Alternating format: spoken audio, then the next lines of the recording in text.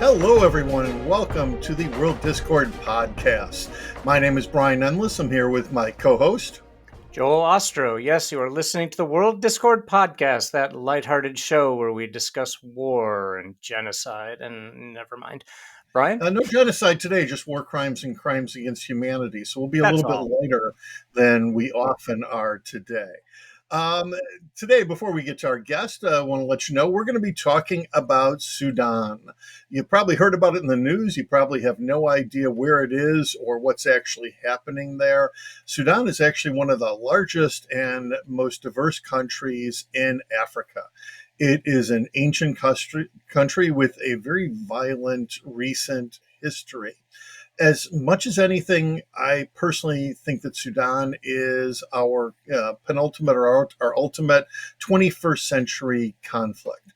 There are a lot of different parts to it, and most of them have been taking place in the last 24 years. There's not an enormous amount of history before that, although I'm sure we'll talk about some of the history that goes into it. In particular, it is a country with some of the worst atrocities of the 21st century. We've got three basic parts to what's been happening in Sudan. We'll probably talk about the most recent one, but they do feed together. The first is the Darfur crisis, which was in the news in the United States and the West for almost 2 decades, from 2003 to its technical end in 2020. This was a government campaign of ethnic cleansing supported by local Janjaweed fighters, and those fighters are still in the mix in today's crisis. In Darfur, about 300,000 people were killed and over 2.7 million were displaced. It was a horrific conflict. In 2005, this led to the International Criminal Court putting an arrest warrant against Sudanese President Bashir for war crimes and crimes against humanity. And then we have a separate conflict in South Sudan. It's a civil war that has been going on since the last couple decades of the 20th century. South Sudan became independent in 2011, and conflict continues there. And now, most recently, the conflict that unfortunately is in the news with growing numbers of dead and displaced is a civil war that's been running since 2023. It's between a couple of ruling generals, between the regular army and members of the RSF, or Rapid Support Forces paramilitary. The head of state right now, head of the army, is Lieutenant General Abdel Fattah al-Burhan. He took over in a military coup in 2019, replaced a bunch of civilian ministers, and the civil war has now been going on for about a year. The RSF leader is Mohammed Hamdan Dagalo, or Hemedti. I'm sure Joshua will give me a correction on the pronunciation there if needed.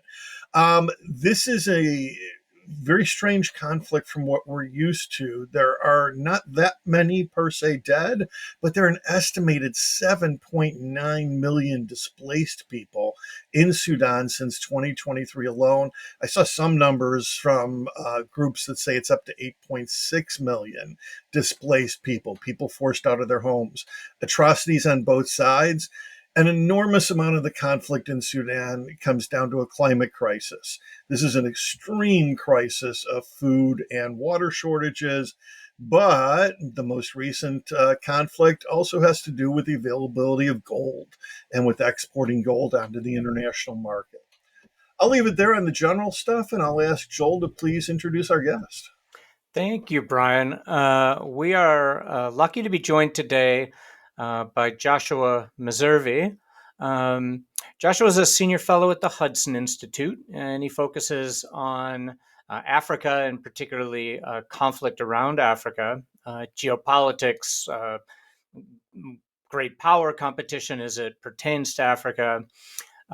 He was previously a research fellow at the Heritage Foundation, and has held a number of positions beyond that.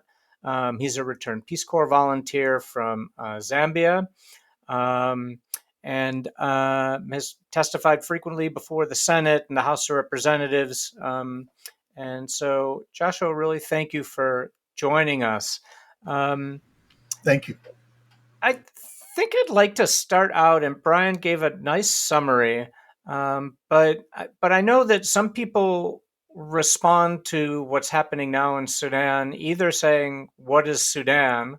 or "I'd never heard of Sudan until I heard of South Sudan in the Olympics. What's the other part of Sudan?" Because South Sudan's getting a lot of coverage in the Olympics. And then others say, "Wait, I thought Darfur ended a decade ago, so what the hell?" Um, could you lay out for, and I include myself in this, people who are really ignorant about the situation in Sudan, what the major issues and the major players are, um, as would need to be known today to understand what's going on now? Yeah, sure, and thanks for having me. It's great to be with you. Well, we could spend the whole hour just doing the background, obviously, Yeah. on Sudan and the very complex and long history that is behind the current conflict. That again was well synopsized at the beginning here. Um, I think I'll say there's a few things that Americans should understand about Sudan. And both of you actually referenced some of these things. First, it is a really important country in East Africa. It's the 10th most populous African country. Over 40 million people live there. It is right across the Red Sea from Saudi Arabia, so it's in a very, very sensitive part of the world. It has more than 500 miles of coastline on the Red Sea. And it actually does have significant potential. Gold, as we've already been discussing here. It has significant gold deposits. Uh, a lot of people probably don't understand this, but it actually is a rich agricultural area as well, which is I think most of us think of desert and or maybe semi-arid conditions when we think of Sudan, but actually, particularly along the Nile, because the Nile does run through Sudan. It has very rich farmland, so it could be a real breadbasket or even an agricultural powerhouse. Uh, it would be ideally positioned to supply the Gulf states, for instance, again because it's just across the sea from the Middle East. Um, Mostly, it has popped up in American people's consciousness and certainly in American policymakers' consciousness because of the troubles that it has experienced for decades.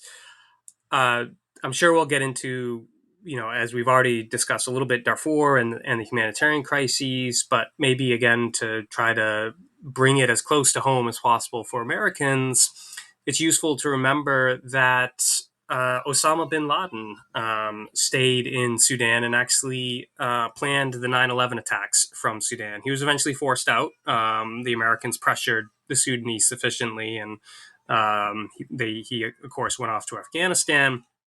Um, but that's the type of place this is. It has a long history of Islamist leadership under Omar al-Bashir, and that's an element here in the current conflict.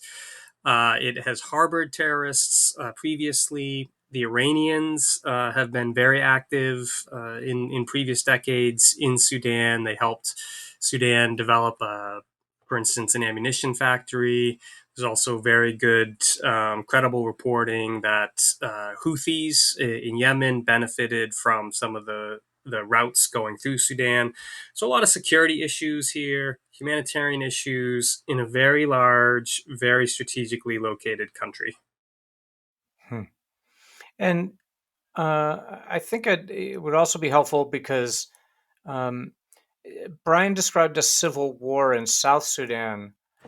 Hmm. I thought it was still Sudan fighting to undo that split. Is that erroneous? Is I think the Sudanese have made their peace, so to speak, with South Sudan. I think they understand it's not coming back. And really, in some ways, under Bashir, Sudan eventually calculated that it simply was not worth it anymore to continue holding on to the region that is now South Sudan. The fighting and the contention in that region goes back to the 50s. Mhm. That's when the sort of the first South Sudanese uprising or proper rebellion, if you will, began 1956, I think, and there was a series of uprisings after that. It was a huge drain on the Sudanese military and the public coffers. Now, one reason that they held on to South Sudan for as long as they did is that it does have the oil in that region. So Sudan suffered a massive economic blow when South Sudan did indeed secede. They do benefit a little bit, or more than a little bit. They do benefit from transit fees because there's an oil pipeline that goes up through Sudan from South Sudan. So there's still some economic benefit from the oil, but not like it used to be. So um, I think they've made their peace with South Sudan being its own country. Maybe they see the immense dysfunction there and think they're well rid of it. Uh, I sometimes joke that maybe Sudan actually played a big trick on the international community by duping us into supporting its independence. So I'm only being half facetious when I when I say So is that. the fighting right now mostly in South Sudan, or my understanding is that there's a couple of different conflicts really going on simultaneously, right? Yeah, there's a bunch. So the major fighting is in Sudan, in the north. South Sudan, well, even before independence, but since independence, has had some sort of conflict, low level or sometimes a real conflagration.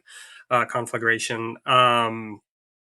It just sort of there's always a baseline level of conflict in South Sudan. Sadly, occasionally it flares up into, as I say, a real proper shooting war. So they're still struggling with their internal security, but the big fighting, the disastrous fighting, is in Sudan right now. And as sort of Brian was laying the framework for the discussion, he referenced the two sides that are fighting in Sudan. That's the main event as far as conflict goes right now. And So so, so just give to us place one last intro question. I'll turn it over, Brian. So just to place for everyone else, Darfur is situated in Sudan, Sudan. probably. Yeah. Right. Yes, in Western Sudan. Okay. Thanks. give us a little bit more of the current picture and maybe how it fits into the past, because this thing is incredibly fluid. Let me see if I've got the players right. Please correct me anytime I'm off here. Yeah. So we've got the SAF, which is the government military. Mhm. SAF had leaders who were there under Bashir and who fought in the Darfur campaign. And my Yes. understanding is the current president military leader had war crimes allegations in Darfur, not just currently. And then we've got the RFS, and is it correct? The RFS is RSF. RSF. Thank you. Yeah. Is the RSF is basically the remnants of the Janjaweed who were fighting on the Yes. same side as the government Yes. during Darfur. Maybe you can talk a little bit about that relationship and how it went sour over time, Mhm. because the Janjaweed were the official fighters in Darfur. The government never claimed responsibility, but was everybody knew they were responsible Mhm. supporting the Janjaweed. So how did that go bad? Yeah, that's a critical part of this entire story. So you're exactly correct. The RSF grew up out of the Janjaweed militias, which, just to remind people, were essentially Arabs from Arab tribes that the Sudanese government, when it was fighting the rebellion in Darfur, which was connected to the rebellion in South Sudan that we were just talking about, um, eventually sort of marshaled and armed and directed against the civilian population of Darfur. Uh, they engaged in genocide, ethnic cleansing, the whole litany of horrific abuses. Hameti, or Mohammed Hamdan Dagalo, the current leader of the RSF, did indeed fight for the Janjaweed in Darfur. He was a commander. That's how he rose to prominence. Actually, he's probably originally from Chad. His family immigrated over from Chad. There's a lot of, yeah, as in many areas of Africa, there's a lot of cross border movement because you have families on both sides, that sort of thing.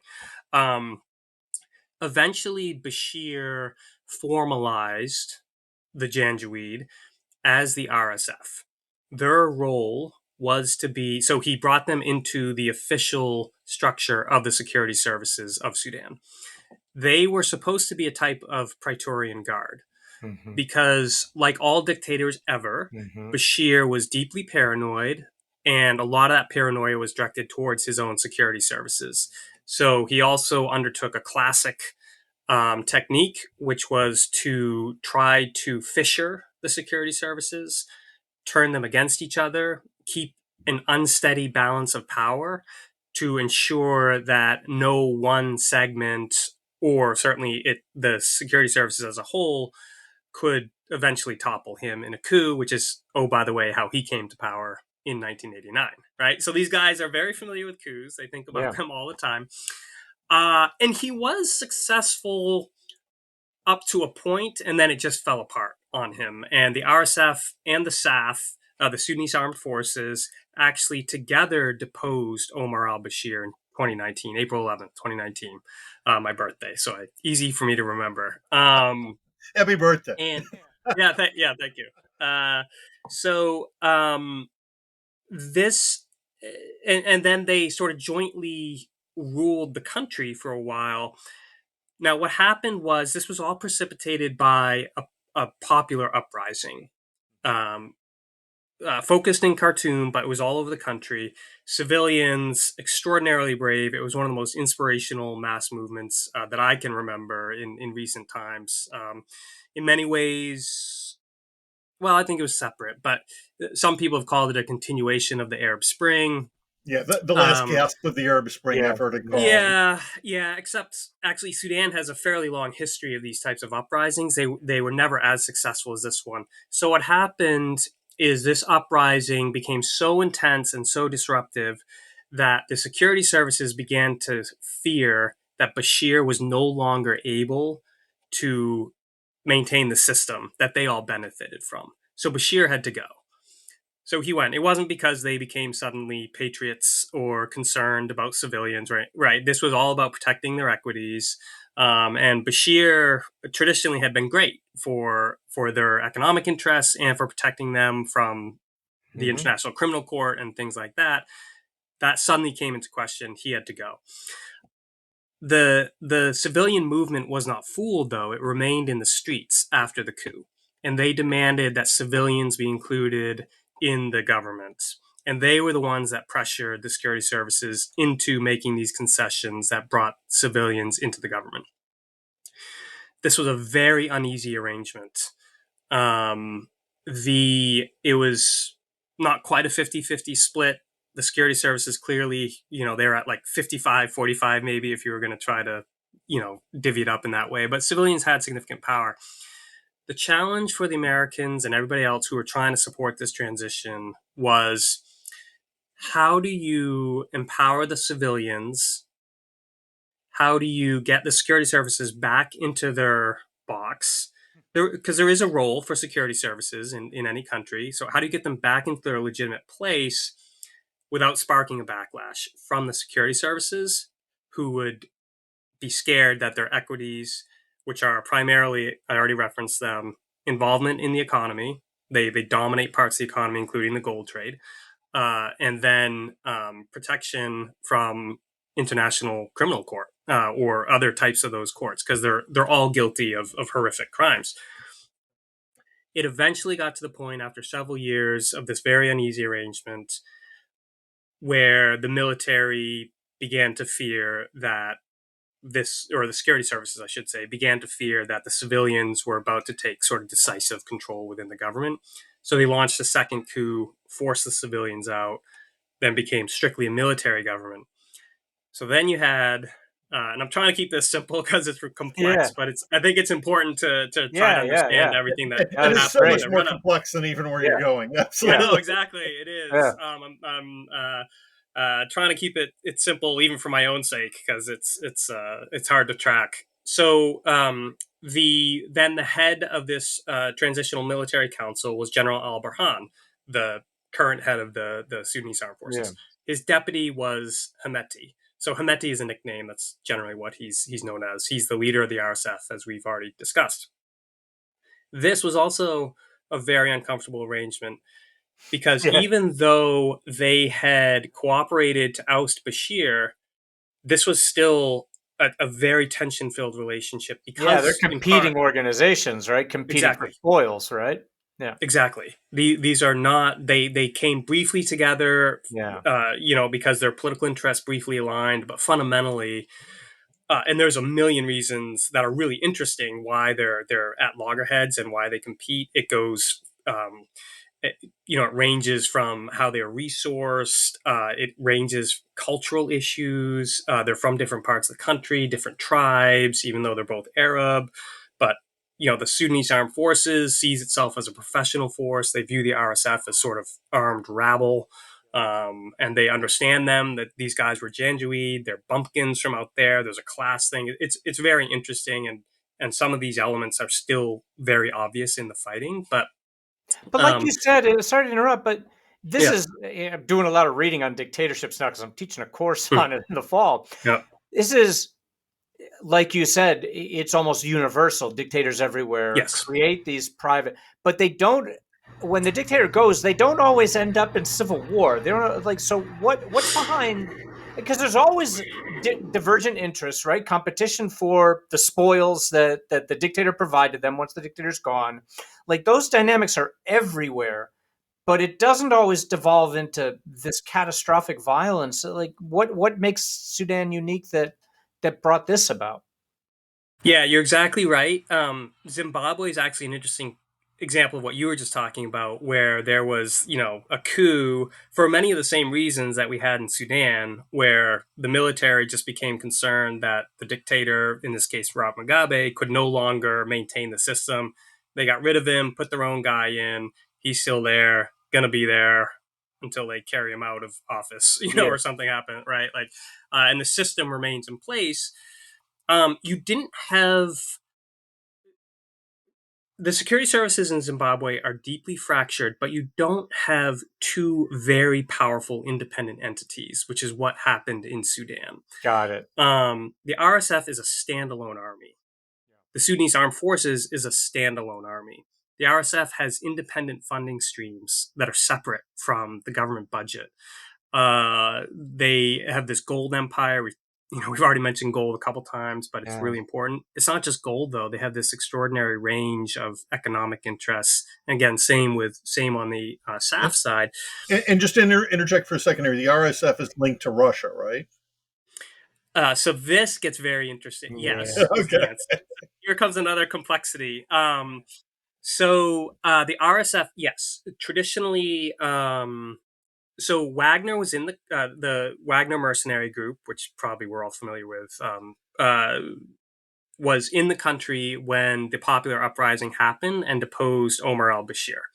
So on social media, there are these interesting videos and photos of white guys Yeah. observing, the protests, right? And Yeah. we're like, oh, who are those white guys? Yeah. These were Wagner mercenaries. They were and are involved in a gold mining operation that's actually not in Darfur, which is where a lot of it is, and which is where Hemeti controls and where he gets so much of his money.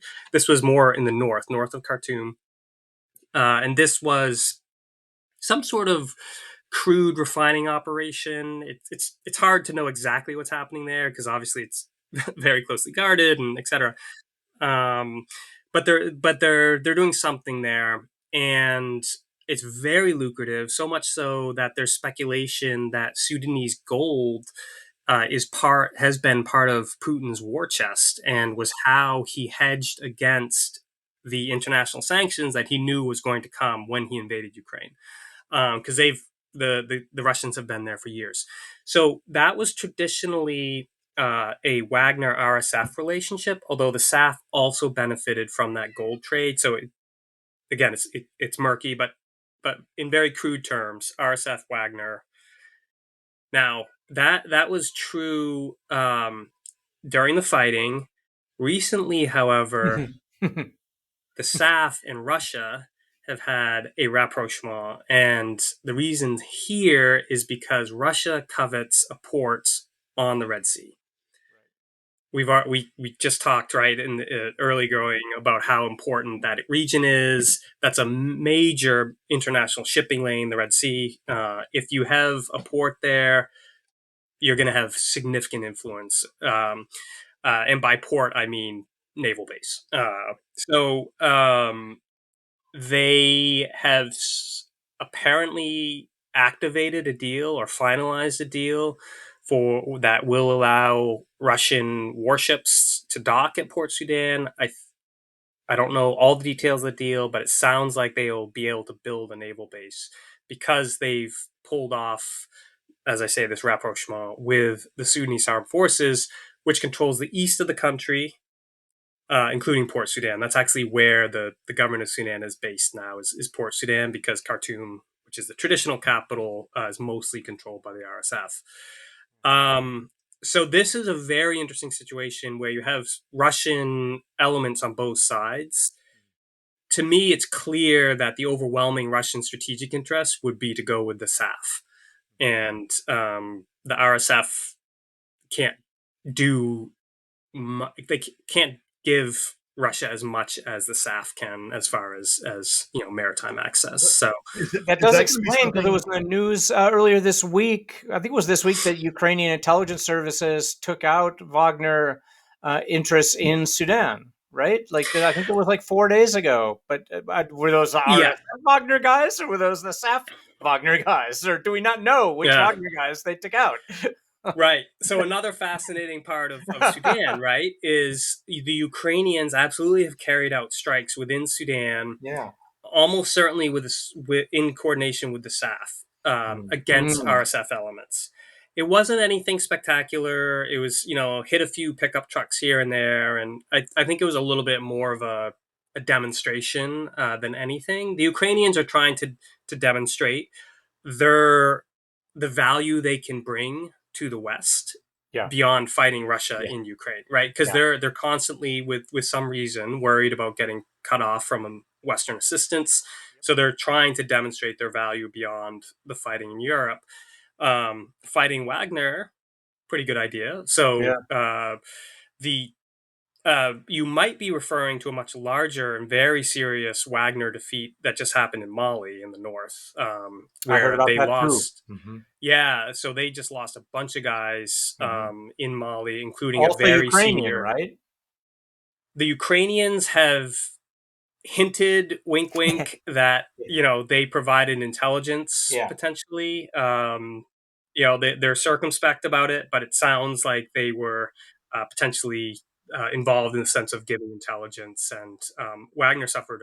They really got stomped Yeah. up there. So, but anyways, Yeah. whole other conflict, Yep. whole other Yeah. conversation. Let me take us back to another one of those complexities, and you just kind of mentioned it briefly, but I know it's been an undercurrent in Sudan, certainly in Darfur, and I'm not sure how much it is now. Sudan is a country that is Black Africans, but they don't look at themselves that way. They look at themselves as Arabs and as Black. So it is a different in terms of their way, the way they view their ethnicity. And it comes down, my understanding is from the Arabization that came out of Egypt, and Egypt still has good relations with the government, I think. So if you can maybe talk a little bit about, does that play into the current crisis as much as it did in Darfur? Because in Darfur, that was one of the centerpieces, was that attempt to spread Arabization. Yeah. The short answer is yes. This is absolutely a dynamic here. Uh, Unfortunately, there's intense racism in Sudan and other parts of whether it's Somalia or Mauritania or wherever. You have a very real contempt among many of the Arab tribes against Black Africans. They see themselves as different. They see themselves as Arab, and with some reason there are there's I'm not an expert on the ethnicity of these areas, but it seems like it's legitimate, and there's just the eye test suggests that they have different ethnicities. But there's been and that is, I was talking about some of the cultural and social dynamics that have driven the tensions between the RSF and SAF. You have this this is complex. It's layered. So the RSF has contempt for the Black African tribes in Darfur, and are very happy to ethnically cleanse them, which is what they're doing right now. The SAF, which its heart, its backbone is drawn from these riverine Arab tribes. So Arab tribes around the Nile, which traditionally have been on the sort of the top of the hierarchy, the political, social, economic hierarchy, they have contempt for the RSF. So you've got this pyramid almost, of contempt and racism, and there's class issues here as well. So yes, there's and there's interesting symbolism that comes out of the use, for instance, of whips that the RSF will use when they capture Black Africans. There's been some videos of them sort of beating them with Yeah. whips or humiliating them in other ways, and they're absolutely channeling in very obvious ways with the whips thing, but in other ways as well. They're channeling the racist attitudes that these Arab tribes have towards Black Africans in Darfur, and elsewhere for that matter. Yeah, and When I try it's to not a skin color racism the way Americans would right, usually think about it. right, It's that Arab element versus non-Arab. Yeah, Yeah, I mean, the Arabs, and again, like all racism, it's illogical yeah, and has all of these assumptions that are bizarre. But they would say, well, we're lighter skinned, and on average, that is true. And their facial features are a little bit different, hair is a little bit different. But then, if you're thinking of it as a distribution curve, yeah, right, or like there'd be those tails would be pretty long, and there'd be a lot yeah. of overlap on the tails between like some of the Black African tribes and the Arab tribes. So again, it's just it's a senseless hatred that is unfortunately really prevalent there, and so yeah, it's different than the racism we think about, but it's you know it's very, very pernicious and Hmm. real. So typically, not always, but usually when there are conflicts like this, it's not just about power, it's what's behind the power. Uh, and but so is it gold that's the key to power? Is it the agriculture control that's the key to power? Or is the reason this is so intractable is that there isn't an easy answer to that, which is what I'm starting to think. Um, they're fighting over, there's so many entities fighting over so many things that consolidating authority to bring security is that much more difficult. Am I reading that right? Yeah, it's so the trigger for the fighting between the RSF and the SAF was this proposal to bring the RSF into the SAF, essentially to sort of further professionalize it, and the core contention around that was the timeline. So Burhan wanted to do it quite quickly, within 2 or 3 years, I think. Whereas Hameti said, no, it needs to be 10 years to properly integrate and etc. The Now, to me, Hameti was stalling, 10 years. Like It's a for long him, time. that was a way. Yeah, exactly. That was a way for him to figure out how to seize ultimate power, Yeah, how to get over out that of it. over Yeah, that decade. yeah, And Burhan wanted to speed it up for the very same reason, right? He uh-huh, wanted it to be as quick as possible so he could be the guy. yeah, Um, so it's absolutely power, right? This is just a terrible foible of human nature where power for its own sake is totally seductive. And we've seen so many examples of this. So I think that's a core element. And then also, yes, as I've referenced before, the economy, right? Access to gold, just being able to keep pouring millions into your bank account and buy the nice things that you want to buy, and etc. And then again, avoiding getting pulled up, before court somewhere, and having to answer for your crimes and potentially wind up in a jail cell, as yeah.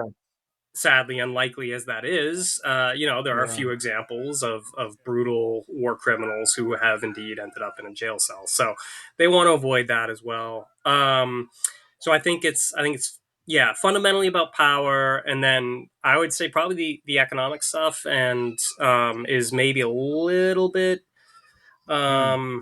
ancillary to that.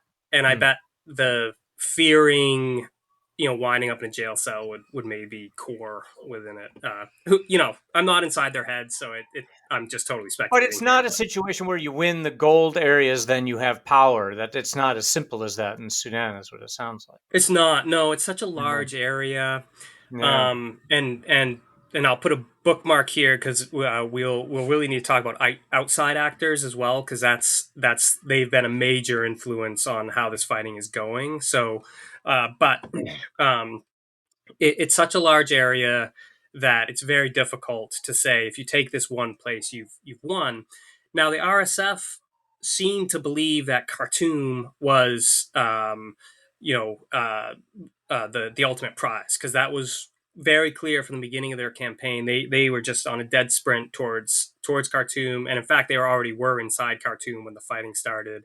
Everybody started the real. There were so many warning signs, but the glaring blaring alarm was when they all started maneuvering their forces within Khartoum, and then it's like, okay, this is about to go off in any moment. So the fighting has been centered on Khartoum. It's all over the place. It's been centered on Khartoum because RSF seems to believe that if they can seize Khartoum, then they win. But I think that's mistaken. Actually, I don't. Even if they took Khartoum, the government's already in Port Sudan, so you've got a whole other logistical challenge. And so. Let me turn this a little bit, and maybe we can go back to those international powers, including the Mhm. U.S., for the conclusion in a few minutes. I want to talk about the atrocities going on and the Yeah. killings and the displacement, and Yeah. just ask you for some insight on this. Sudan has always been different from other conflicts, and I teach genocide course focus on Rwanda and DRC, but I've spent some time looking at Sudan. Darfur was always amazing to me at the Yeah. disproportionate number of people displaced versus Yeah. the much Yeah. smaller number killed. And I don't know if this is a Sudanese thing or what. We don't have real numbers here, but you look up the numbers for the current conflict, someplace between 15 and 150,000 killed. We may never know. But then you've got almost 8 Million. million people Yeah. displaced and Right. another 2 million refugees. What kind of conflict is this that is pushing more people out than it is actually killing? And is that something that is cultural in Sudan, or is that just the way it's working? It's a great question. I think it's a confluence of factors and events.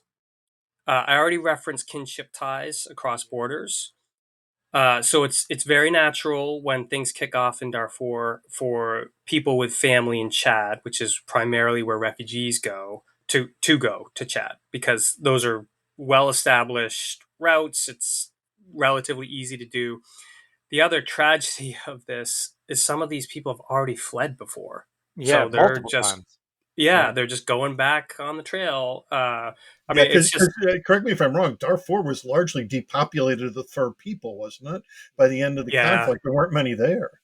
Yeah, I don't know what the numbers are, but they were, there was a series, like the Masalites and the Fur, and there was a series of tribes, three or four, that suffered the most. Fur was certainly among them. So there is some familiarity again with those routes, 'cause some of them have already taken them. Yeah. I also think Sudan,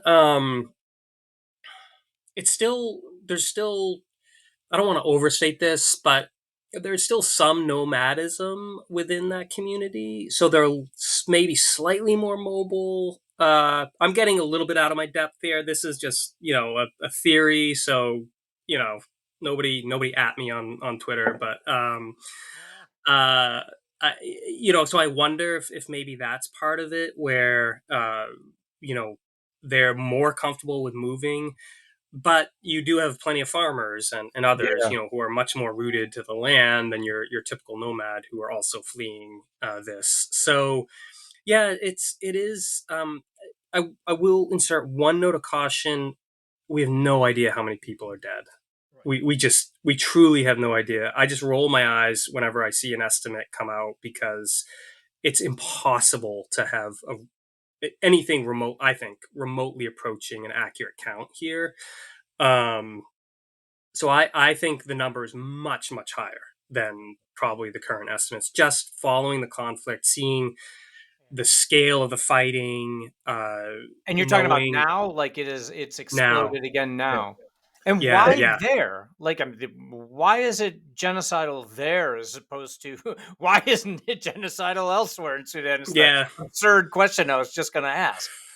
Yeah, I mean Darfur. I think it's because of some of these dynamics we've been talking about. Some of the racial dynamic or the ethnic dynamics, tribal. You do have resource competition for sure, and you just have enmity. You know, you don't suffer a colossal tragedy and trauma like the original Darfur genocide, and then you just get along Right. with your Yeah. neighboring tribes that did this. Doesn't Like, happen again. Yeah. Yeah. you know, Yeah. those that bitterness and enmity remains. That's one of the dangers, obviously, Yeah. of that scale of conflict and brutality. So I think it's just a, you know, and as far as I could tell, nothing approaching reconciliation ever happened in Darfur. Uh, which is always hard, no matter the Yeah. context. In the Darfuri Yeah. context, it would have been remarkably difficult. Yeah. Makes It seems to sense. have just So moved straight into the current conflict, really. Yeah. I think so. It's almost like muscle memory. You know, Yeah. I'm simplifying, but you know, this has happened before, and Yeah.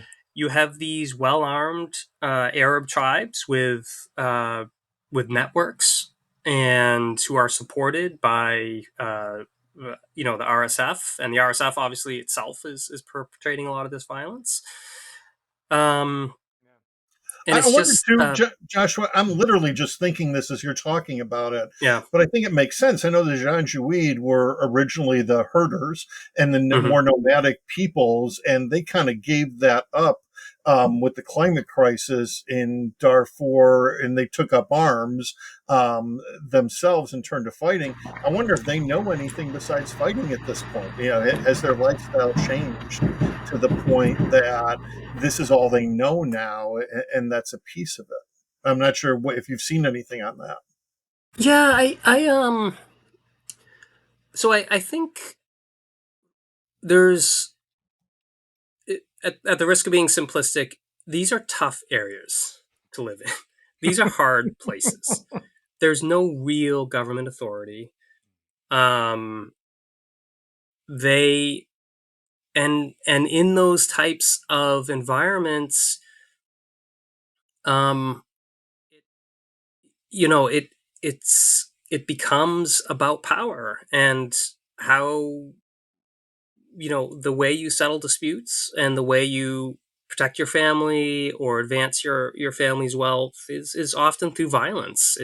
Um, it's just these are hard areas, and uh, you know, there's no such thing really as, oh, you're a young man and you know you want to get ahead, and okay, you know, go be an entrepreneur and start your own business. You know, there's a little bit of, you know, you can be a merchant. You know, there's actually extraordinarily brave and resourceful and intrepid people who do start businesses and such in these environments. But I'm talking on average here. So I just think it does become part of the culture. This is how you. So I study Somalia a lot as well, and the cultural norms there still are very centered around how clans resolve disputes, and those Yeah. are either through blood payments if someone gets killed, or you kill someone from the other clan of the perpetrating clan. So you know, these become very deep rooted cultural norms, and I think you have some of those dynamics in Darfur. Uh, you have weapons all over the place, so easy to get weapons. Yeah, and I do think that nomads in particular is one of my, you know, my pet theories on everything. Like nomads in particular um, are more prone to violence potentially because of how they live, right? They move around. That inevitably brings them into conflict with other people groups. They're always competing for Mhm. resources, a water Mhm. hole, Mhm. grazing.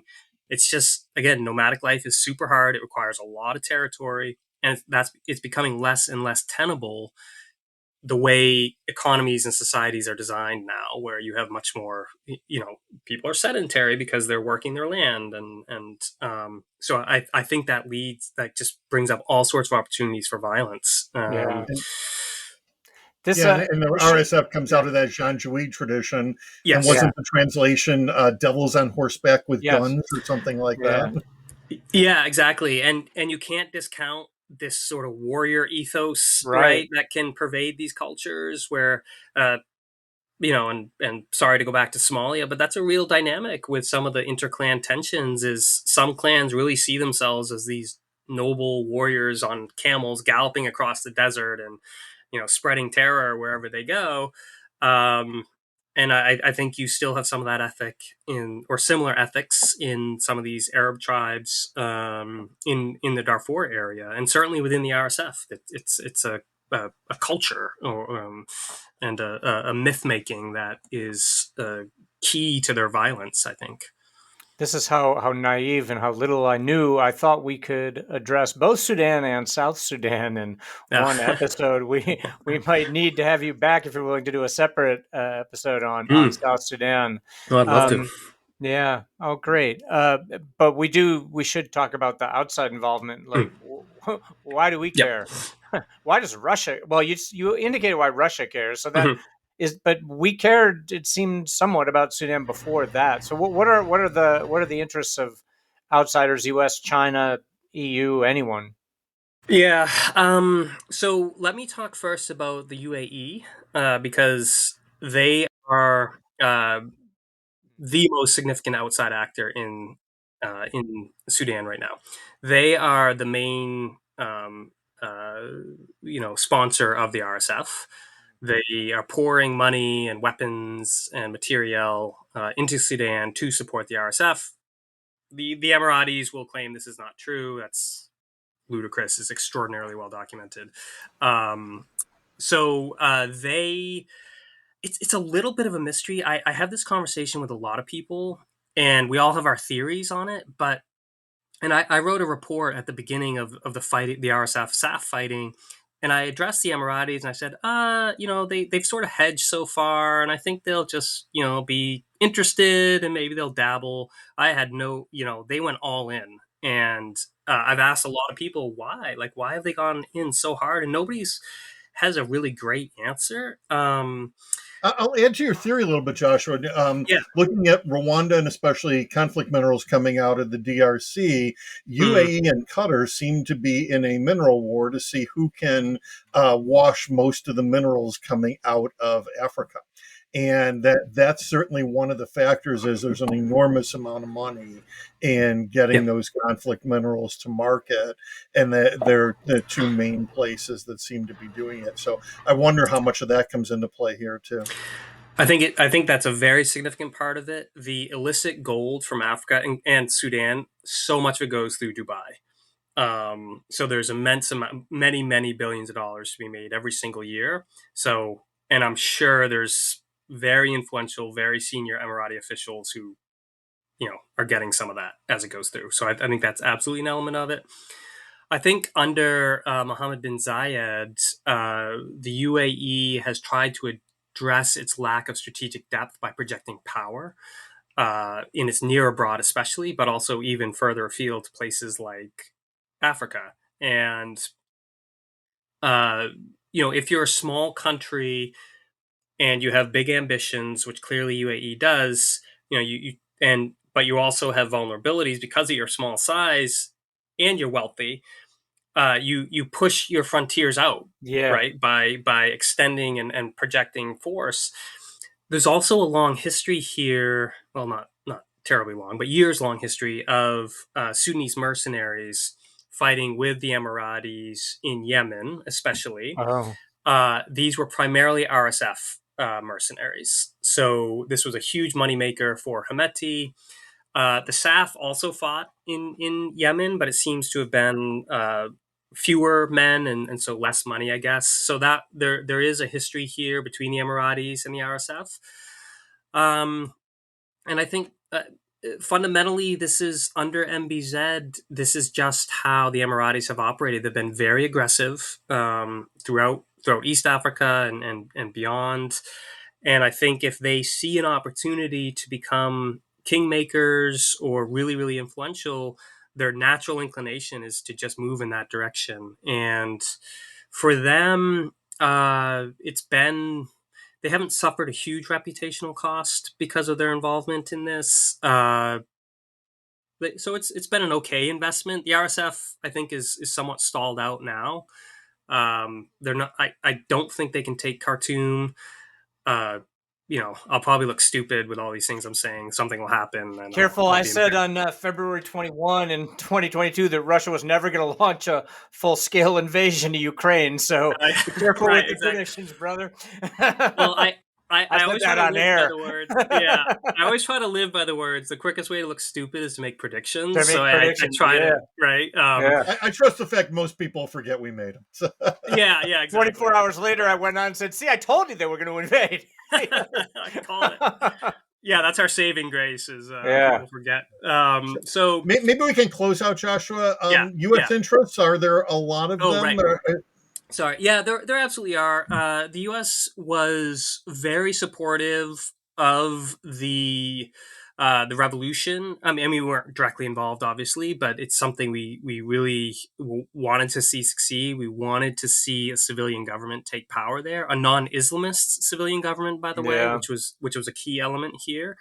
Sudan had been so problematic for the U.S. for years, and suddenly here was this opportunity. And the homing of bin Laden created, certainly in the Bush administration and really into the Obama administration, a lot of animosity with Sudan, right? Yes, absolutely. They were under international American sanctions, etc. So, and then Sudan joined the Abraham Accords, which was another big win for the U.S. And things were on a really positive trajectory, but they just fell apart because of these internal contradictions. So now you have a colossal humanitarian crisis right across, again, the Red Sea from Saudi Arabia, south of Egypt, north of Ethiopia, east of Chad. Like it's just a bad, delicate region. So you have this massive humanitarian crisis. The U.S. Has put some of its, I think it's suffering reputationally, frankly, from this because it's been involved in what's really a quixotic negotiating effort based out of Jeddah. And everyone knows, there's been a little bit of progress that people have been cheering recently where both Hemeti and Burhan have said, yeah, I guess maybe we'll show up, but now that's on hold. So this is how it's gone, right? And my take on this is you shouldn't negotiate just for its own sake. Like, just talking is not a win in and of itself. Like, it needs to happen in certain circumstances.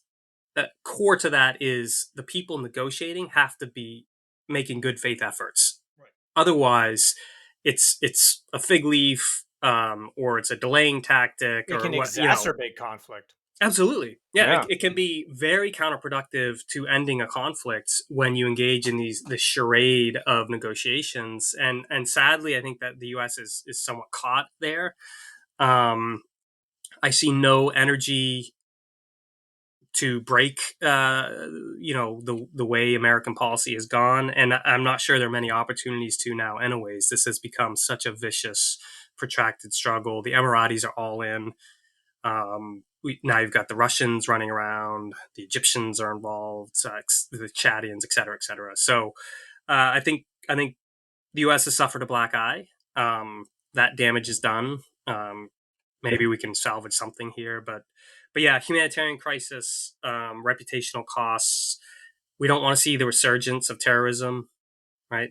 The longer this goes, all sorts of things can happen, including maybe terrorists find a nice safe haven again. So, Joshua, I could tell you, now I reinforce why I chose not to study Africa. I've just got a headache. Way too many actors.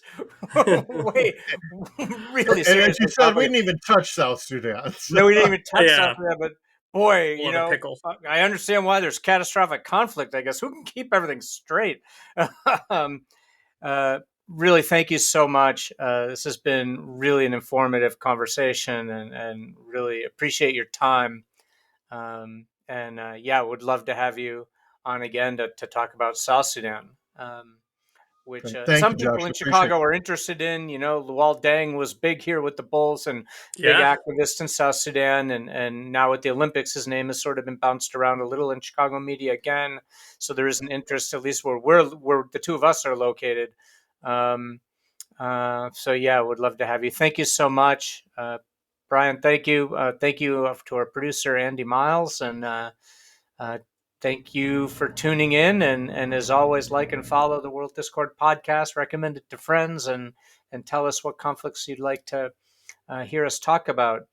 Brian, maybe I should, since we know what the next few we're going to be doing are, we have an upcoming episode that's going to cover, bring us up to date on Rwanda. We have two wonderful guests who are going to join us to discuss the situation with the Uyghurs in northwest China.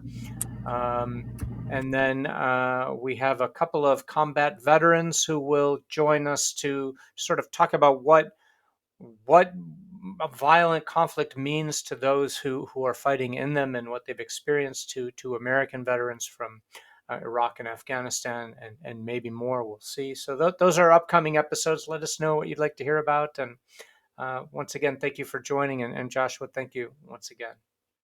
Thank you. It's really my pleasure. Happy to talk anytime. Fantastic. Thank you.